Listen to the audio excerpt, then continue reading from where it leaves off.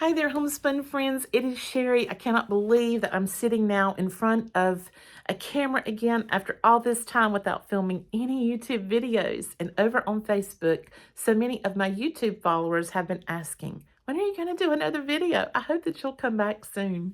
And it is so tough for me to cut on the camera, to be honest with you. You know, last year my theme word was simplicity. And I tried my best to live a life that was simple. And part of that meant that I didn't get in front of the camera very much, but I did spend an enormous amount of time writing and creating original content over on my Facebook page. And so if you guys would like to follow me there, I would love to see you if you do not have a Facebook page. I know some people have told me they're really against Facebook. They don't want to have that type of social media cluttering their minds, and I do understand what you're saying. I got rid of my own personal page, and I use my page now just as the homespun wife to follow other Christian sites, follow, I think, a couple recipe sites, you know, just to do things that are what I would consider wholesome and beneficial to my life as a whole. And I try not to get involved with things that might take me to the negative side of social media. It can be tough sometimes to do that, I know, but it's what I have made my goal. And so far, it's been about 15 months, and I have enjoyed the benefit that I'm receiving, both being on Facebook, but in the limited way, and doing it only to follow those pages that really bring benefit, joy, and enhance my spiritual life. Those are the things that I'm really looking for when I go to social media. And so I know that some of you are there, and I appreciate you for following me there. I'm doing poetry of my own, devotions, sharing hymns, and I'm also writing a fictional storyline that I started back the first part of August of last year. I've always written stories, but have never shared them with anyone. I've just kind of maybe just written a small story here or there, and over time, because I love writing. And I just decided one day, you know what? I'm going to take one of these recent stories that I've written, and I'm just going to share a little excerpt out of it with my Facebook friends. And that storyline became very popular, and people began asking for more and more about the life story of Miriam and what's going on with her. And so I thought, you know, I'm going to have to dedicate some time to writing this fictional work. Some people have said, well, why don't you publish your material in a book? Well, it is something that I have considered doing. I really am not gung-ho about self-publishing, even though that's probably the best way to go about things. And I just haven't felt the desire or felt that my energy was best put forth in creating a book when I could write things essentially for free to people who are interested in reading them. And some of you have supported me through watching my YouTube channels, and that has blessed my family very much over the years with just a little bit of finances. And others have just written me notes and been very sweet and blessed my life with encouragement, which is always wonderful. Sometimes that can be even better than monetary gain. The thoughts of having a book that could bless my family, in many ways, that would be great, but it's just not my goal right now. It's just not important to me to do that right now. And so if you would like to print off my poetry or devotions, you can do that through Facebook. You can actually click the date, and it'll take you to a page where the whatever I've written comes up in the center. Then you can hit file and print, and it'll print it off for you. This is how I keep up with a lot of my own writings on paper, is by doing this very same thing. And so you can collect those in a 3-ring binder, and you can have all the writings that you want if you don't want to collect them digitally. So that's a thought for you there. One day maybe I will put together a book of poetry or devotions, a combination. Maybe one day I'll publish a book or something. I just don't really know.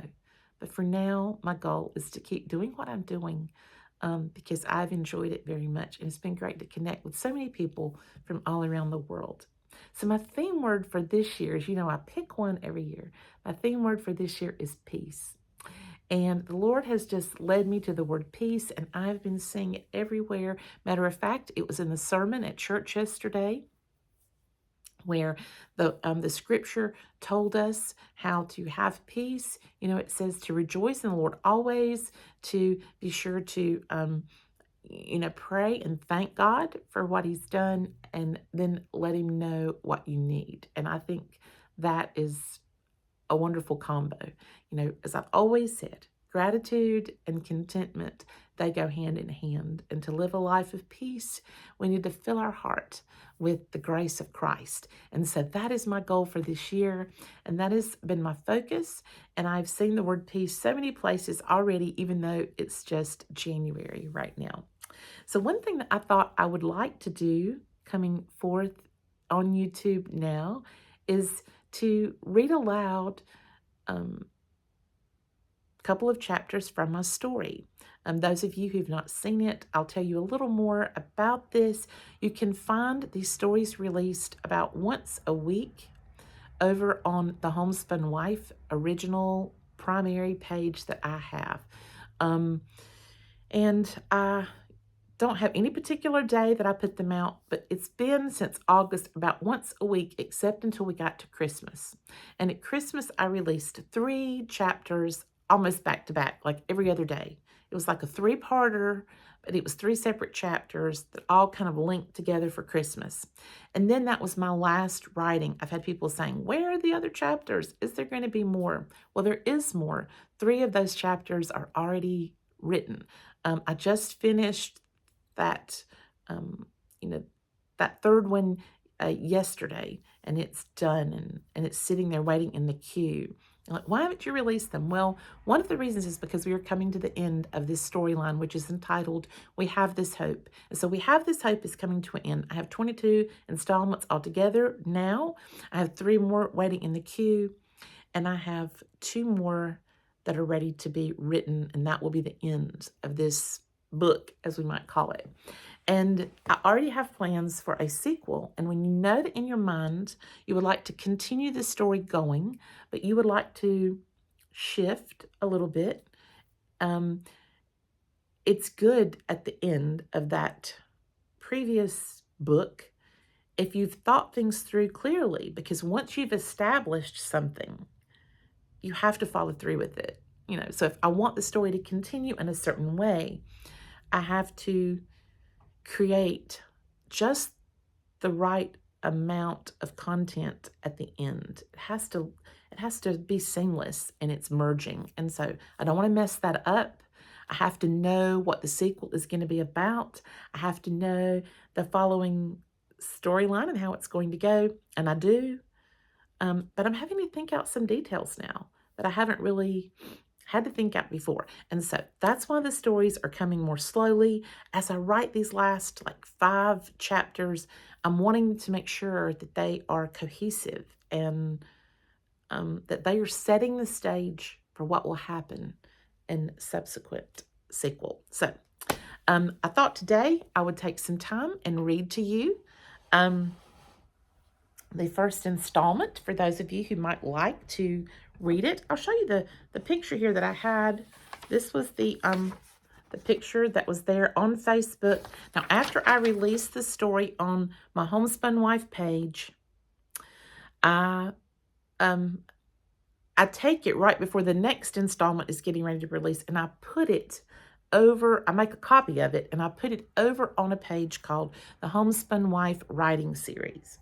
I wish that I had titled that differently. I wish I had titled that particular page, We Have This Hope, because it would be a wonderful way for you to find it just under the title of the book itself. But you have to remember, when I started this, I had no thoughts or plans to move forward. I just thought I was going to share one little thing with you that I'm about to read you, and that would be the end of it. I didn't know that there would be a huge interest. And then when I just thought, well, I'll just put a few chapters on my regular Facebook page. But then people were like, oh no, I can't find the 2nd installment, or I can't find the 4th one. What happened to the storyline? So I thought I need a place to keep all the pieces of the storyline together with nothing else on that page except this story. And so I decided to call it the Homespun Wife Writing Series, because at the time, that's what it was. But now I really wish that I had entitled it We Have This Hope. And that could just be only that book. And then when I get ready to do the sequel, it'll be under a new title. I may have to fix this somehow in the future. It'll be a lot of work. I'm not sure how I'm going to do it. But for now, if you want to read this for yourself, you can go over to the Homespun Wife writing series, scroll down to the first illustrated picture, which once again, it will look like this. And it is numbered, number 1, installment number 1, installment number 2. I also went back later and added titles to these stories to make it easier and to reference them with something other than just a digital number. This first chapter, if you will, or installment is called The Unexpected. And in this first installment, we don't even have the subject's name. We don't have her name. We don't know who she is. We just find her in her kitchen working. And so I really, I really didn't say a whole lot about her or background or anything much because, like I say, I just was going to take an excerpt out of something I had written. Then I had to go back and rework this storyline a little bit and let it start at this excerpt and move forward. And then I had to include some things from the past later because I didn't want to go backwards from the very start. So I just had to keep moving the storyline forward. And it took a little bit of effort to get that in my head. But then it was very smooth. And so if you want to read it, like I say, go to the Homespun Wife writing series, scroll down to the first illustrated picture, and then click on that. It will open the post for you, and it'll be installment 1. And then it's going to roll backwards. So you're going to see them listed. You're going to read 1, and then the next picture will be 2. And the most recent picture, when you go on that page, will be the most recent chapter that's been written. I think it stopped there, maybe, with chapter 21, and I have yet to put 22 over on that page. Even though it is on the Homespun Wife original page, it's not yet been moved to the writing series. No easy way to keep this together when you're writing a sequel, and something I did not really think about completely when I did it. But others have been able to find it quite easily, read through the entire storyline very quickly, and so I think that you won't have any trouble doing that if you go over there. So let me start off reading you installment number 1, and I might read number 2 as well of We Have This Hope. She was thankful, even though the work was hard and the heat of the day caused sweat to form on her brow. She was thankful for the tomatoes and corn and cucumber that continued to come in. As she told, her mind took notice of the filled jars that lined the shelves. She took comfort in knowing that, whatever may come, there would be plenty for them to eat this winter. While she worked, she hummed an old tune. Sometimes the word would flow out like an open box in her memory. Summer and winter and springtime and harvest, she sang. As she sang, she heard that distinct popping noise, letting her know the lids had sealed. She smiled with satisfaction. As she removed more hot jars from the oven, she continued her tune. Great is thy faithfulness, Lord, unto me. She paused momentarily. Yes, God had been faithful. She wiped her hands on her apron and pushed down the fears she held inside. She glanced out the window, wondering if she would still be around to see these fields next summer. But there was too much that needed doing to stop and worry just now. She reminded herself that God had always taken care of her, even during her troubled childhood. And He wasn't about to stop now. She did her best to shift her focus back to the task at hand, but as she placed the next batch of tomatoes in the canner, she felt her eyes fill with hot tears. Just then, Landon rounded the corner, breathless and stammering. "Come quick, Mama. Hurry, hurry, it's bad," he said, as she threw down the towel and went running into the field behind him. So that was the first installment that I wrote. Just put that out there. I thought if somebody's interested in the story, maybe I'll write, just a little follow-up to that. And of course, I got a lot of responses immediately and thought, okay, I'll go ahead and release the next one. And realized that, wow, this next one is sort of a cliffhanger too. And so this is the picture on that one called The Incident.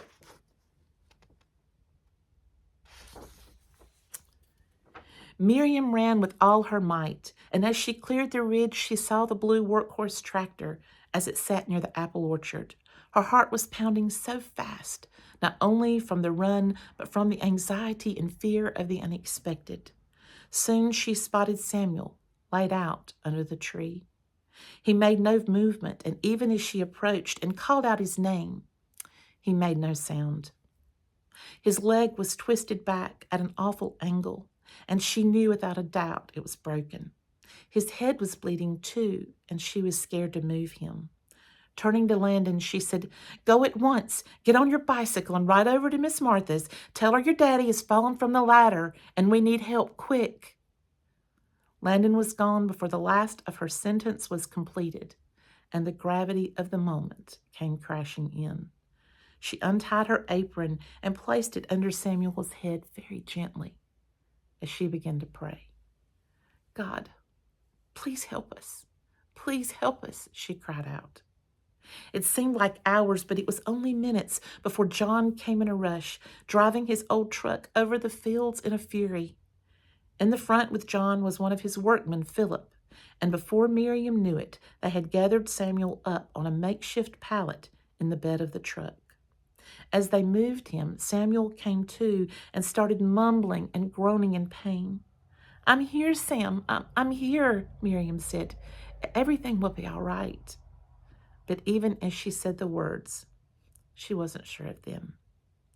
As John flew down the 2-lane back road towards town, Miriam sat in the bed of the truck with Samuel, stroking his forehead. His eyes were closed and his breathing was labored. In her heart, she prayed, "Dear Lord, please don't take Sam. Please don't take Sam. He's the only man that's ever been good to me. Lord, you can take everything else we have, but please, not Sam." So that is the end of installment 2. These are the first 2 installments of the storyline. 22 have been released. 23 through 27 are shortly to come. And then this particular storyline will be done. Now, those chapters that I read to you or installments were fairly short. Some of them are a little bit longer, but you're going to want to know probably what happened to Sam, what happened to Miriam and Landon, and what is going to go on moving forward in their lives. Friends, it is a joy to reconnect with you here on YouTube and also on Facebook. I love you so much and pray blessings over you. See you soon. Bye-bye.